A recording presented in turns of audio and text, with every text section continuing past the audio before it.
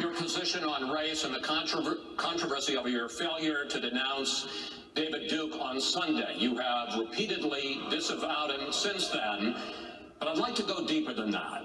What are your views on the Ku Klux Klan and white supremacists? I totally disavow the Ku Klux Klan. I totally disavow David Duke.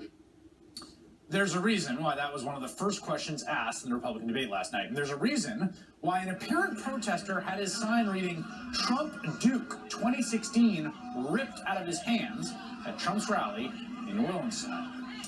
We are at this moment right now in the campaign where white supremacists are turning to Donald Trump as the political leader who will mainstream their ideas. One of the last times this sort of thing happened was with a guy who's now back in the news for supporting Donald Trump. His name? David Duke. The only way people can judge the Klan is by, from our own lips, what we can say about it. And I'm here to say that anybody who wants to be a Klansman, the way to do it is not by being violent, but by being legal and trying to work within the system. In the 1970s, David Duke was a grand wizard of the Ku Klux Klan, a young leader with the goal of mainstreaming the Klan's racist ideas. There's plenty of other places in this country that I could live, maybe with some Negroes that are integrationists. What are we talking about? I don't want to live with Negroes. But in order to effectively go mainstream, the hood had to go.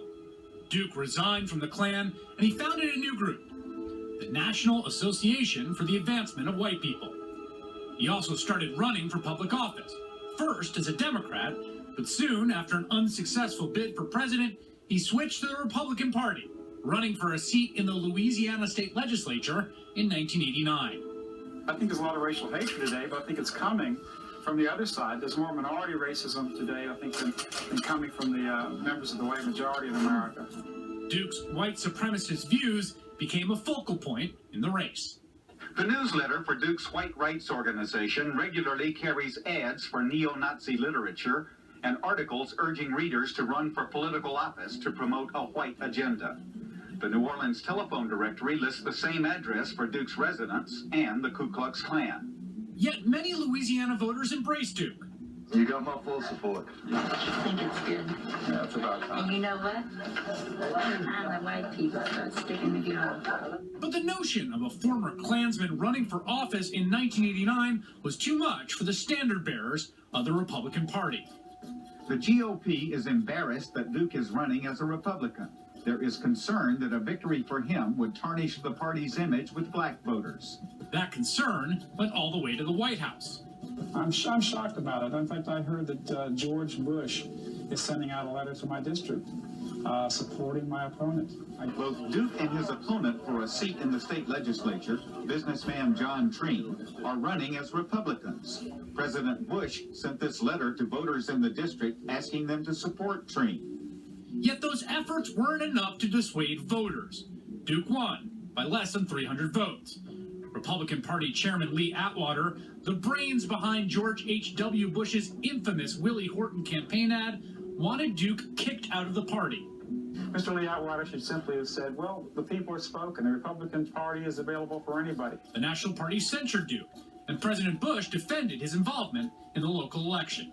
Maybe there was some feeling in Metairie, Louisiana, that the President of the United States involving himself in a state legislative election was improper or overkill. I can't deny that, but what I can affirm is I did what I did because of principle. Duke's political aspirations only grew, and in 1990 he ran for U.S. Senate and found a base of support. One reason why the welfare system is out of control is because we have a massive illegitimate welfare birth rate in this country. I mean, they're literally breeding faster than they can raise your taxes to pay for them all. He's a symbol of frustration for these people. They don't feel that the major parties are answering their questions. You've got a lot of good ideas that we've been saying for a long time. It's time somebody to do it. Yet Duke's days as a Klansman played out in a political ad by the Democratic senator he hoped to unseat. David Duke led the Ku Klux Klan as an adult. There's no more truly representative symbol of the white race than the Fiery Cross. It is our symbol. White victory. Duke lost his bid for Senate, but that didn't deter him from running for governor of Louisiana the following year. And a few familiar themes reappeared. The nomination of a former Grand Dragon of the Ku Klux Klan as the Republican candidate for governor has the political establishment and a lot of others in a state of anxiety. Efforts from local political leaders to derail Duke's campaign didn't seem to matter.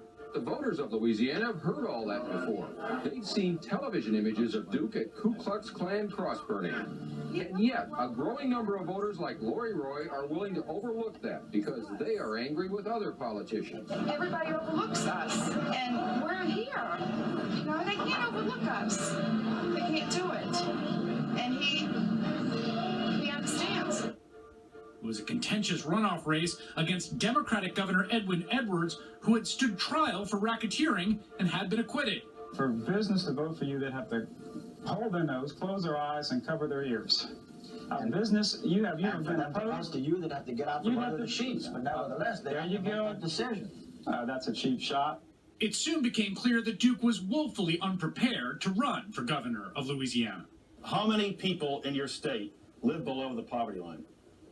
A great percentage. So we have the highest per capita percentage in the country, just about the last 5 states of the country. How many?